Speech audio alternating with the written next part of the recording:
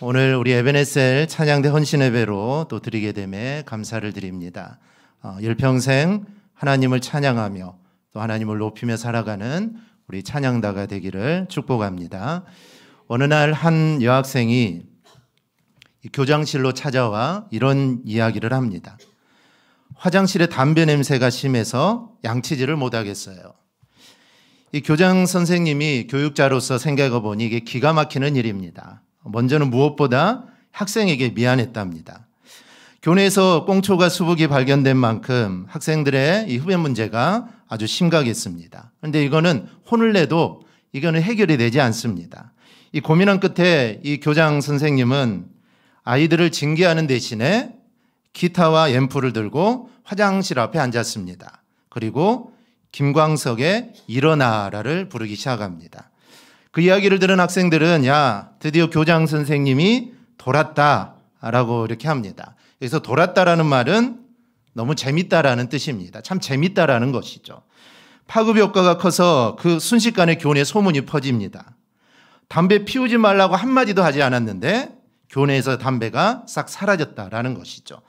처음엔 그냥 좋아하는 곡을 불렀는데 그러다가 직접 가사를 써서 금연 노래가 탄생했고 또 공부에 동기를 부여하는 배워서 남주냐 이런 곡도 발표를 했답니다. 그 후에 이 교장 선생님은 학생들을 명함을 돌리면서 교장실 학생들을 초대합니다. 찾아온 아이들과 신나게 놀고 또 그들의 이야기를 들어주었습니다. 이 진심을 느끼는 아이들이 줄지어 교장실로 찾아와서 자신들의 속내를 털어놓는 겁니다. 이 이야기는 좋은 생각에 칠린 아현산업정보학교 방승호 교장 선생님의 실제 이야기입니다. 이분은 노래를 통해서 아이들과의 벽을 허물어서 아이들을 바꾸어 놓았습니다. 즉 노래는 이렇게 사람과의 관계 또 사람의 마음을 허무는 힘이 바로 이 노래에 있습니다. 그런데 하나님도 이 노래를 정말 좋아하십니다. 하나님이 노래를 좋아하시니까 하나님을 따라 창조된 우리 인간도 노래를 좋아하고 그리고 또 노래할 수 있는 재능을 하나님이 우리에게 주신 겁니다. 그만큼 하나님은 이 노래를 좋아하신다는 것이죠. 시편 150편을 보면 성소에서 하나님을 찬양하며 그의 권능의 궁창에서 그를 찬양할지어다. 그의 능하신 행동을 찬양하며 그의 지극히 위대하심을 따라 찬양할지어다. 이거 보면 찬양하라, 찬양하라 라고 말을 합니다. 그리고 찬양을 해야 하는 이유에 대해서도 말씀합니다. 그런데 찬양은 하려고 해서 되는 게 아닙니다. 하나님을 기쁘시게 하면 찬양은 자동으로 나오게 됩니다. 이어지는 3절, 5절을 보면 어떻게 찬양해야 되는지 나옵니다. 우리 함께 읽겠습니다. 나팔 소리로 찬양하며 비파와 수금으로 찬양할지어다. 소고치며 춤추어 찬양하며 현악과 퉁소로 찬양할지어다.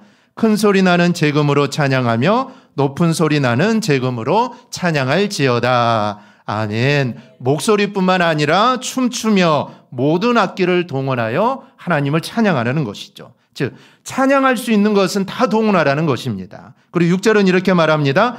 호흡이 있는 자마다 여호와를 찬양할지어다. 할렐루야. 아멘. 호흡이 있는 자는 하나님을 찬양하라는 겁니다. 여기 호흡이 있다는 것은 무엇을 의미할까요? 살아있는 것입니다. 내가 숨을 쉰다는 건 살아있는 것이죠. 숨을 안 쉬면 그 사람은 죽은 겁니다. 한 3분, 2, 3분 훈련하면 그렇게도 참을 수 있지만 10분, 20분 참을 수 있는 사람은 없죠. 숨을 쉰다는 것은 내가 살아있다는 증거고 살아있으면 하나님을 찬양하라라는 말씀입니다. 우리가 찬양하는 것을 당연하다고 생각할지 모릅니다. 우리의 입술이 있고 내가 숨을 쉬니까 내가 하나님을 찬양하는 거 당연하다라고 생각할지 모릅니다. 그러나 우리가 마음껏 찬양하지 못할 때가 있었습니다.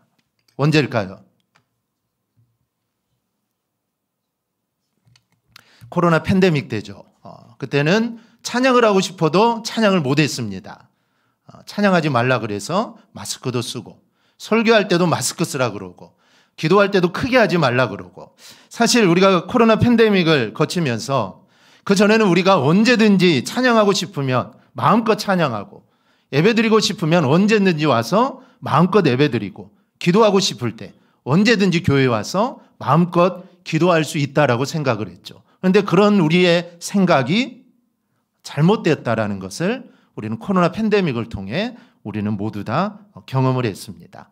교회에서 예배가 중단되고 찬양과 기도가 중단되었습니다.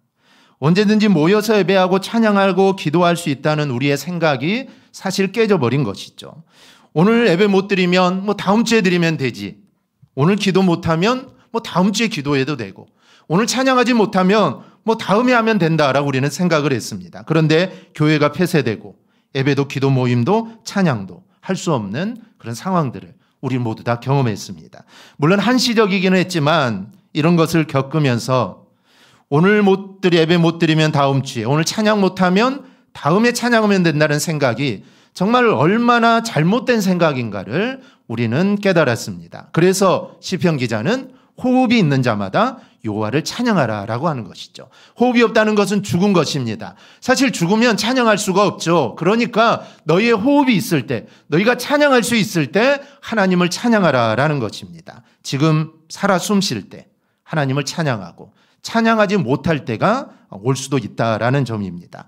그런 일을 우리 모두 겪었고 또 그 사실을 경험했기 때문에 우리는 함께 모여서 기도하고 예배하고 찬양할 수 있는 이 시간이 얼마나 큰 은혜요, 복인지를 깨닫는 그런 은혜가 우리에게 있기를 축복합니다. 그중에서 오늘 우리는 찬양대의 헌신과 더불어 이 찬양의 중요성에 대해서 우리가 말씀을 좀 나누어 보려고 합니다. 이 찬양에 대해 우리가 잘 아는 말씀이 하나 있습니다. 이사야 43장 21절인데요. 우리 함께 봅니다. 이 백성은 내가 나를 위하여 지었나니 나를 찬송하게 하려 함이니라. 아멘. 이스라엘을 지으신 이유, 이스라엘을 하나님 백성으로 삼으신 이유가 하나님을 찬송하게 하기 위해서 내가 그들을 택했다라는 겁니다. 이것은 우리도 동일합니다. 하나님이 나를 택하시고 하나님이 나를 죄에서 구원하셔서 하나님의 백성이 되게 하신 것은 바로 찬송하게 하기 위함임을 우리는 믿습니다. 그래서 시편 33편 1절은 이렇게 말합니다. 너희 의인들아 여호와를 즐거워하라. 찬송은 정직한 자들이 마땅히 할 바로다. 찬송은 은혜를 받은 자들이 마땅히 해야 할 것이다 라는 것입니다. 우리가 오전 예배를 통해서도 정말 우리가 하나님 앞에 충성하고 또 우리의 것들을 내려놓고 정말 하나님만을 바라보고 주님처럼 살아가는 거, 그거는 당연하다고 그랬습니다. 그거는 우리가 그렇게 했다고 해서 내가 무언가를 포기하고 내가 예배를 드리고 내가 무언가를 포기하고 내가 헌신하고 봉사했다고 해서 우리의 어깨가 올라갈 이유가 없다라는 것이죠. 그것은 주님의 제자라면 마땅히 해야 합니다. 이것도 마찬가지입니다. 찬송하는 것은 하나님의 백성이면 이거는 마땅히 해야 되는 일이다라는 것이죠. 이렇게 많은 구절을 통해 우리가 찬송해야 하는 이유를 살펴보았습니다. 그러면 찬송을 하는데 우리가 어떻게 찬송을 해야 하고 찬송함으로 우리에게 어떤 유익이 있느냐라는 것이죠. 오늘은 이런 것들을 살펴보면서 우리가 언제나 하나님을 찬송하는 우리 모두가 되기를 축복합니다. 먼저는 하나님은 높고 높으신 분이기에 우리는 찬양해야 합니다. 본문 1절에 보면은 이때라고 했습니다. 이때. 여러분 이때가 언제일까요? 이때. 지금? 이때.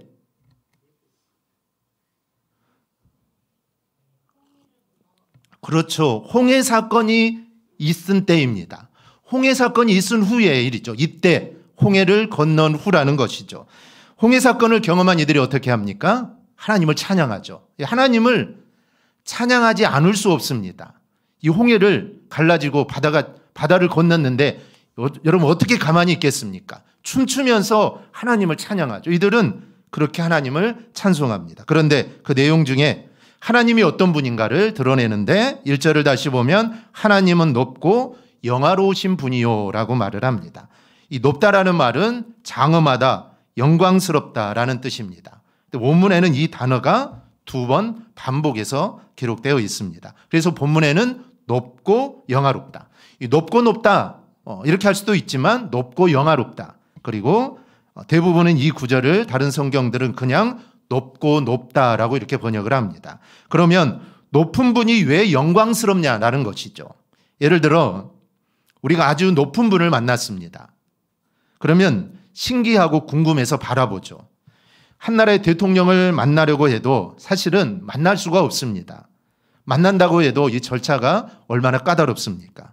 또 그런 분이 어디를 가면은 그분을 경호하는 사람들, 수행하는 사람들이 주위에 따라다닙니다. 이런 행렬을 보면 야, 저 사람은 얼마나 높은 사람이기에 저렇게 사람들을 경호할까 이런 생각을 합니다. 지금은 그렇지 않지만 과거 70년대, 80년대는 이 대통령이 어디를 가면 도로에 일반 차는 다니지 못하게 했습니다. 몇 시간부터 교통을 통제를 하죠. 그리고 가는 곳마다 경찰이나 군인이 거의 한 달 전부터 경비를 하고 이렇게 지킵니다. 그러면 하나님은 어떨까요? 하나님이 계시는 하늘 보좌는 그 주변에 천사가 지키고 수행을 합니다. 그리고 그 보좌는 사실 우리가 쳐다볼 수 없을 정도로 이렇게 광채가 납니다. 그런 하나님을 만난 장면이 있습니다. 창세기 28장 12절입니다. 꿈에 본즉 사닥다리가 땅 위에 서 있는데 그 꼭대기 하늘에 닿았고 또 본즉 하나님의 사자들이 그 위에서 오르락 내리락 하고 그 영광이 얼마나 큰지 사실은 인간은 그 누구도 하나님을 볼 수가 없습니다. 그래서 하나님은 꿈에나 보는 것입니다. 환상 중에나 꿈에나 하나님을 보는 것이죠. 이런 영광을 본 야곱이 이렇게 말합니다. 우리 16절에서 18절 우리 한음성을 함께 보겠습니다. 야곱이 잠이 깨어 이르되 여호와께서 과연 여기 계시거늘 내가 알지 못하였도다. 이에 두려워하여 이르되 두렵도다 이곳이요 이곳은 다름 아닌 하나님의 집이요 이는 하늘의 문이로다 하고 야곱이 아침에 일찍이 일어나 베개로 삼았던 돌을 가져다가 기둥으로 세우고 그 위에 기름을 붓고 아멘. 야곱이 얼마나 이기적인 사람입니까? 그리고 야곱이 얼마나 계산적인 사람입니까? 그런데 하나님의 영광을 꿈에서 보고 그는 두려웠던 것이죠. 그래서 그곳에 단을 쌓고 하나님께 제사를 드립니다. 즉 높고 영광스러운 하나님께서 자신을 그냥 버려두지 않고 나를 보호해 주시고 또 나와 함께 하시고 내가 아버지 집으로 다시 돌아오게 해주신다고 하니 사실 야곱은 그 하나님을 찬양하지 않을 수 없었던 겁니다. 우리도 마찬가지입니다. 하나님을 만난 사람은 당연히 하나님을 찬양하지 않을 수 없습니다. 즉 높고 영화로우신 하나님 앞에 찬송하지 않을 수 없는 겁니다. 그런데 우리가 하나님을 찬양해야 하는 이유는 단순히 하나님이 높고 영광스러운 분이 때문만은 아닙니다. 그렇게 높은 분이 그렇게 영광스럽고 존귀한 분이 나를 만나주셨기 때문입니다. 바로 그분이 내가 정말 쳐다볼 수도 없고 내가 어떻게 말도 걸 수 없는 그분이 나를 찾아와 주시고 나의 아버지가 되어주시고 나의 구원자가 되어주셨기 때문에 우리는 하나님을 찬양해야 하는 것입니다. 이거 하나면 하나님을 찬양해야 될 이유가 충분하지 않겠습니까? 그러니 우리는 늘 하나님을 찬양하며 살아야 될 줄 믿습니다. 늘 하나님을 찬양하며 살아가는 우리 모두가 되기를 축복합니다. 둘째는 하나님이 우리에게 베풀어 주신 은혜와 은총 때문입니다. 오늘 1, 2절을 보면은 말과 그 탄자를 바다에 던지셨음이로다. 여호와는 나의 힘이요 노래시며 나의 구원이시로다. 그는 나의 하나님이시니 내가 그를 찬송할 것이요 내 아버지의 하나님이시니. 여기 보면 하나님이 자신들에게 베풀어 주신 은혜와 은총 그리고 기적을 베풀어 주신 하나님을 찬양합니다. 4절도 그렇고 9절 10절도 마찬가지입니다. 그런데 많은 분들이 사실 하나님이 나에게 은혜를 주셨다, 하나님이 나에게 은혜를 부어주셨다, 하나님이 나에게 은총을 주셨다라고 말하면 사실 쉽게 아멘이 안 되는 분들이 있습니다. 뭐 하나님께 특별히 받은 은혜도 없는 것 같고 뭐 은총도 없는 것 같고 그렇다고 뭐 환경이나 조건들이 뭐 감사할 일들이 일어나는 것도 아니고 그래서 감사가 안 된다는 것이죠.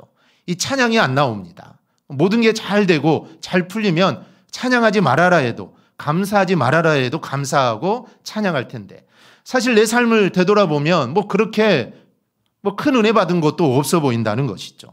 여러분 왜 그럴까요? 그 이유는 비교의식 때문에 그렇습니다. 자꾸 나를 다른 사람과 비교하죠. 근데 비교하는데 특징이 있습니다. 누구와 비교하죠? 나보다 더 못한 사람을 비교할까요? 아니죠. 나보다 더 잘난 사람, 나보다 못한 사람하고는 비교하지 않습니다. 나보다 나은 사람과 비교하죠. 나보다 은혜를 더 많이 받은 사람, 외모나 학벌이나 실력, 환경, 조건이 나보다 훨씬 좋은 사람과 비교를 합니다. 그러니까 사실 찬양이 없고 감사가 나오지 않습니다. 그러니 당연히 불평이 나오고 원망이 나옵니다. 이스라엘 백성이 그렇지 않습니까? 광야에 나오니까 먹을 것도 없고 애굽에 있었으면 먹을 게 얼마나 많습니까? 거기에 비교하는 것이죠. 애굽에 있었으면 우리가 맛있는 거 많이 먹었을 텐데 지금 광야에 있으니까 먹을 것이 없다라는 것이죠. 근데 사실 이들은 가나안으로 가는 겁니다. 가나안에 가면 애굽하고는 비교할 수 없는 것들이 기다리고 있죠. 근데 그거는 바라보지 못하고 애굽과 비교하다 보니까 자신들이 뭐 먹을 것도 없고 뭐 마실 것도 없고 하나님이 준 것도 없고 그러다 보니 원망과 불평이 나올 수밖에 없는 겁니다. 여러분 시편을 한번 천천히 읽어보십시오. 자세히 읽어보면 시편은 원수를 향한 원망이 가득합니다. 복수심이 가득하죠. 심지어 하나님을 원망하는 내용들도 있습니다. 그런데 그런 생각을 가졌던 시편 기자가 어느 날 깨달은 게 있습니다. 시편 116편 12절입니다. 내게 주신 모든 은혜를 내가 여호와께 무엇으로 보답할까? 사실 사람은 다 똑같습니다. 특별한 사람은 없습니다. 우리 모두는 하나님의 은혜를 받은 자입니다. 그리고 매일매일 하나님의 은혜를 받고 우리는 살아갑니다. 다만 은혜를 깨닫는 사람이 있고 은혜를 깨닫지 못한 사람이 있을 뿐입니다. 그런데 어느 순간 하나님의 은혜, 즉 나를 향한 하나님의 은혜가 깨달아지면 비교의식이 사라지게 되죠. 연약했던 나 자신을 봅니다. 그러면 그런 나에게 은혜를 주신 하나님이 보이기 시작하죠. 그러면 그 순간 내 안에 일어나는 생각이 있습니다. 내게 주신 모든 은혜를 내가 여호와께 무엇으로 보답할까? 이런 생각이 내 마음속에서 생기게 됩니다. 이 고백이 저와 여러분의 고백이 되기를 축복합니다. 이런 고백과 함께 우리에게는 감사가 나오고 찬양이 나오는 겁니다. 우리 사랑하는 성도 여러분, 그리고 우리 찬양대에 온 여러분, 하나님 찬양은 하나님의 은혜로 해야 합니다. 은혜 없이 달란트로 재능으로 하는 것은 하나님이 기뻐 받으시는 찬양이 절대로 될 수가 없습니다. 은혜를 받은 대로 그 은혜를 가지고 하나님을 높이고 하나님을 찬양하는 마음으로 들어야 그 찬양을 우리 하나님이 기뻐 받으십니다. 그리고 은혜 없이는 찬양의 기쁨이 없습니다. 노래가 주는 기본적인 기쁨은 있죠. 그럼 세상 노래도 기쁘지 않습니까? 하지만 하나님께서 받으시고 은혜로 주시는 그 기쁨은 누릴 수 없습니다. 그러므로 우리 모두 하나님이 주신 그 은혜로 늘 찬양하며 살아가기를 축복합니다. 세 번째로 찬양할 이유는 찬양을 하면 복을 받기 때문입니다. 찬양은 하나님이 기뻐하시는 일입니다. 그래서 바울과 실라가 찬양하고 기도할 때 감옥문이 열리죠. 손과 발에 찼던 수갑과 차고가 풀려집니다. 찬양할 때 사울왕에게 붙었던 악신이 떠나갑니다. 여러분 찬양할 때 하나님의 영광이 임할 줄 믿습니다. 찬양할 때 성령이 임합니다. 찬양할 때 기도가 임합니다. 찬양할 때 성령이 임합니다. 찬양할 때 우리의 마음이 뜨거워집니다. 찬양할 때 우리 마음에 하나님을 향한 열정이 살아나고 사랑이 살아납니다. 결국 찬양할 때 하늘문이 열리는 겁니다. 요한계시록 19장 3, 5절입니다. 우리 함께 보겠습니다.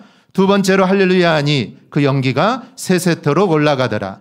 또 24장로와 네 생물이 엎드려 보좌에 앉으신 하나님께 경배하여 이르되 아멘 할렐루야 하니 보좌에서 음성이 나서 이르시되 하나님의 종들 곧 그를 경외하는 너희들아 작은 자나 큰 자나 다 우리 하나님께 찬송하라 하더라. 아멘. 여기 보면 24장로와 네 생물이 엎드려 보좌에 앉으신 하나님께 경배하니 하늘에서 음성이 들립니다. 즉 하늘문이 열린 것이죠. 이렇게 찬양할 때 하늘문이 열립니다. 그 하나님이 하늘문을 여시는 이유는 우리에게 복을 주시기 위함입니다. 그런데 그 하늘문은 찬송으로 열립니다. 그러니 우리가 찬송해야 할 이유는 충분하다라는 것이죠.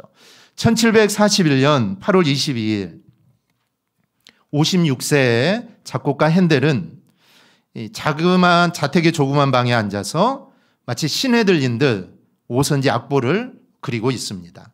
이 무아지경에 빠져 이 곡을 지금 짓고 있는 겁니다. 남자 하인이 먹을 것을 갖다 주었으나 1시간 이상이 지나도록 음식에 손을 대지 않았습니다. 그는 눈물을 흘리면서 구슬픈 아리아 부분을 작곡하고 있었습니다. 그리고 이따금씩 멍하니 창문을 응시하였고 그리고 미친 듯이 악보를 그려갑니다. 드디어 21일이 지나 9월 14일 완성된 악보를 책상 서랍에 넣은 다음 촛불을 끄고 핸델은 깊은 잠에 빠져들죠. 바로 메시아가 작곡된 과정입니다. 그는 전 3부의 연주 시간만 약 2시간 30분 소요되는 이 엄청난 찬양을 불과 22일 만에 그는 완성을 합니다. 1744년 런던 초연 때 영국 왕 조지 2세가 참석하였는데 할렐루야 코러스 부분에 다다르자 왕이 감격한 나머지 자리에서 벌떡 일어났고 측근들은 모두 다 그 자리에서 일어나게 됩니다. 이런 관습은 현재도 계속되고 있습니다. 핸델은 메시아를 작곡하고 있는 동안 깊은 영적 세계로 빠져들곤 했다라고 이렇게 고백합니다. 책상 앞에서 끊임없이 눈물을 흘렸고 할렐루야 합창 부분이 완성되는 순간 나는 내 앞에 열린 천국을 보았고 위대한 하나님을 만났다라고 그는 외쳤다고 합니다. 우리도 찬양을 하다 내 앞에 열린 천국을 보았고 내가 위대한 하나님을 만났다라는 그런 고백이 있기를 축복합니다. 우리 찬양대로 쓰임받는 우리 찬양대원 여러분, 그리고 또 찬양대로 헌신하는 여러분, 하나님께서 기뻐 받으시는 찬송을 드리는 여러분이 꼭 될 수 있기를 바랍니다. 그리고 하나님이 여러분에게 주신 은혜가 감사하여 찬송하는 그런 찬양대가 되어야 될 줄 믿습니다. 그래야 여러분이 드리는 찬송 구절 하나하나가 정말 하나님의 영광을 드러내는 삶이 되어지기를 주님의 이름으로 축원합니다. 아멘. 기도하겠습니다.